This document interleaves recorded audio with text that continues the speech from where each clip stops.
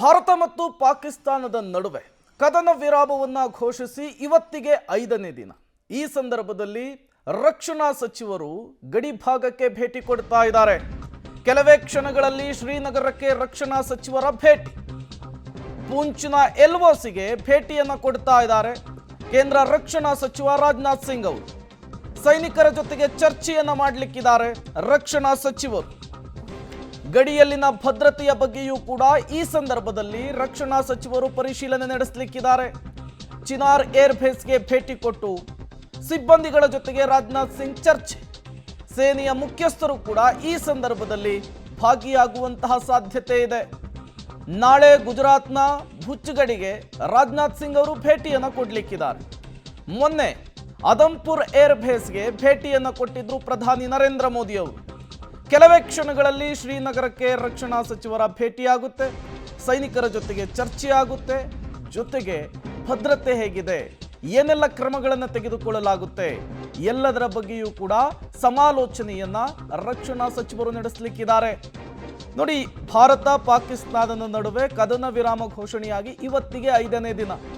ಎಲ್ಲ ಮುಗಿದೋಯ್ತು ಅಂಥೇಳಿ ಸುಮ್ಮನಿರುವಂತಹ ಸಮಯ ಇದಲ್ಲ ಅಂಥೇಳಿ ಪದೇ ಪದೇ ಒಂದು ಕ್ಷಣ ಪ್ರಧಾನಿ ನರೇಂದ್ರ ಮೋದಿ ಅವರು, ಮತ್ತೊಂದು ದಿನ ರಕ್ಷಣಾ ಸಚಿವರು, ಮಗದೊಂದು ದಿನ ಗೃಹ ಸಚಿವರು, ಹೀಗೆ ಗಡಿ ಭಾಗಕ್ಕೆ ಭೇಟಿ ಕೊಡುವ ಮೂಲಕ ಸೈನಿಕರನ್ನ ಎಚ್ಚರಿಸ್ತಾ ಇದ್ದಾರೆ. ಅವರಲ್ಲಿ ಮನೋಬಲ ತುಂಬುವಂತಹ ಕೆಲಸ ಮಾಡ್ತಾ ಇದ್ದಾರೆ. ಈಗ ಒನ್ಸ್ ಅಗೇನ್ ರಕ್ಷಣಾ ಸಚಿವ ರಾಜನಾಥ್ ಸಿಂಗ್ ಅವರು ಮುಂದಾಗ್ತಾ ಇರುವಂಥದ್ದು LOC ಲೈನ್ ಆಫ್ ಕಂಟ್ರೋಲ್, ಸುಮಾರು 3000 ಕಿಲೋಮೀಟರ್ನಷ್ಟು ಗಡಿಯನ್ನು ಹಂಚಿಕೊಂಡಿರುವಂತಹ ಜಾಗ.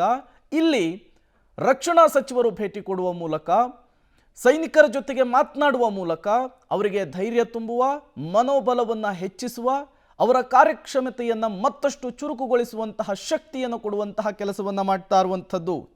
ಮೊನ್ನೆ ಸೇನಾ ಮುಖ್ಯಸ್ಥರ ಜೊತೆಗೆ ಪ್ರಧಾನಿ ನರೇಂದ್ರ ಮೋದಿ ಅವರು ಕೂಡ ಜಾಗಕ್ಕೆ ಭೇಟಿ ಕೊಟ್ಟಿದ್ರು, ಸೈನಿಕರ ಜೊತೆಗೆ ಚರ್ಚೆಯನ್ನು ನಡೆಸಿದ್ರು.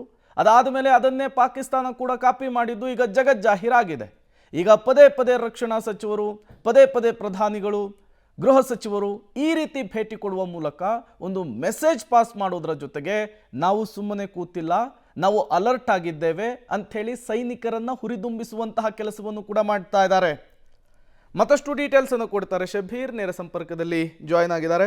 ಶಬೀರ್, ಕೆಲವೇ ಕ್ಷಣಗಳಲ್ಲಿ ಶ್ರೀನಗರಕ್ಕೆ ರಕ್ಷಣಾ ಸಚಿವರು ಭೇಟಿಯನ್ನು ಕೊಡ್ತಾ ಇರುವಂಥದ್ದು. ಈ ಭೇಟಿ ಎಷ್ಟು ಮುಖ್ಯವಾಗುತ್ತೆ ಮತ್ತು ಯಾಕಾಗಿ ಇಂಪಾರ್ಟೆಂಟ್ ಆಗುತ್ತೆ ಅಂತ ಹೇಳಿ ಶಬೀರ್?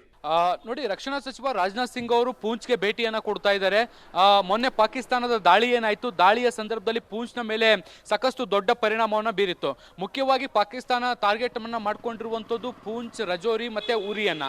ಸೊ ಈ ಪ್ರದೇಶಗಳಲ್ಲಿ ಅತಿ ಹೆಚ್ಚು ದಾಳಿಗಳಾಗಿತ್ತು. ಯಾಕೆಂದರೆ ಇಂಟರ್ನ್ಯಾಷನಲ್ ಬಾರ್ಡರ್ ಇರುವಂಥದ್ದು ಬಹಳಷ್ಟು ಹತ್ತಿರದಲ್ಲಾಗಿರುವಂಥ ಹಿನ್ನೆಲೆಯಲ್ಲಿ ಇಲ್ಲಿ ಹೆಚ್ಚು ನಷ್ಟ ನೋಡಲಿಕ್ಕೆ ಸಿಕ್ಕಿದೆ ಮತ್ತು ಸಾಕಷ್ಟು ಮನೆಗಳು ಕೂಡ ಡ್ಯಾಮೇಜ್ ಆಗಿದ್ದಾವೆ. ಸೊ ಹೀಗಾಗಿ ಇಲ್ಲಿನ ಜನರನ್ನು ಭೇಟಿಯಾಗುವಂಥದ್ದು ಮತ್ತು ಅಲ್ಲಿನ ಪರಿಸ್ಥಿತಿಗಳನ್ನು ನೋಡೋಕೆ ಸಂಬಂಧಪಟ್ಟಂತೆ ಈಗ ರಾಜನಾಥ್ ಸಿಂಗ್ ಅವರು ಬರ್ತಾ ಇದ್ದಾರೆ. ಇಲ್ಲಿನ ಪರಿಸ್ಥಿತಿ ಏನಿದೆ ಅನ್ನುವಂಥದ್ದನ್ನು ಕೂಡ ಅವರು ಮೇಲ್ವಿಚಾರಣೆಯನ್ನು ಮಾಡುವಂಥ ಕೆಲಸಗಳನ್ನ ಕೂಡ ಮಾಡ್ತಾರೆ. ಸೊ ಮುಂದಿನ ಹಂತದಲ್ಲಿ ಇಲ್ಲೂ ಕೂಡ ಹೆಚ್ಚು ಡ್ಯಾಮೇಜ್ಗಳಾಗದಂಗೆ ಯಾವ ರೀತಿಯಾಗಿ ಮುಂಜಾಗ್ರತಾ ಕ್ರಮಗಳನ್ನು ವಹಿಸಬೇಕು ಅನ್ನೋದಕ್ಕೆ ಸಂಬಂಧಪಟ್ಟಂತೆ ಒಂದಿಷ್ಟು ಮೀಟಿಂಗ್ಗಳನ್ನು ಕೂಡ ಕಂಡಕ್ಟ್ ಮಾಡುವಂಥ ಸಾಧ್ಯತೆಗಳು ಕೂಡ ಇದ್ದಾವೆ.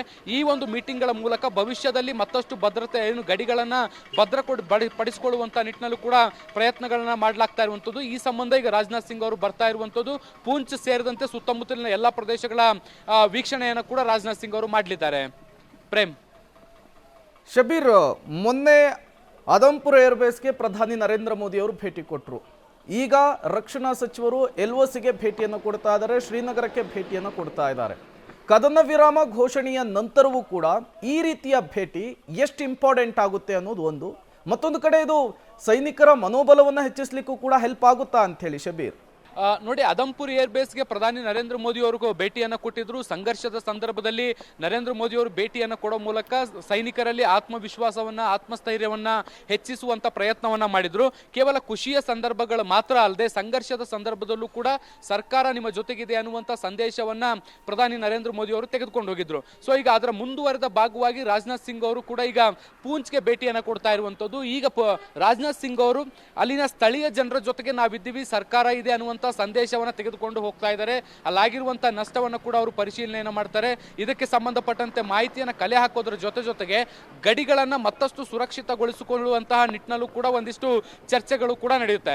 ಒಂದು ಕಡೆ ಕೇಂದ್ರ ಸರ್ಕಾರದಿಂದ ಸೈನಿಕರ ಜೊತೆಗೆ ನಾವಿದ್ದೇವೆ ಅನ್ನುವಂಥ ಸಂದೇಶದ ಜೊತೆಗೆ ಜನರ ಜೊತೆಗೂ ಕೂಡ ನಾವಿದ್ದೇವೆ ಅನ್ನುವಂಥ ಸಂದೇಶವನ್ನು ರವಾನಿಸುವಂಥ ಪ್ರಯತ್ನಗಳನ್ನು ಈಗ ಸದ್ಯಕ್ಕೆ ಮಾಡಲಾಗ್ತಾ ಇದೆ.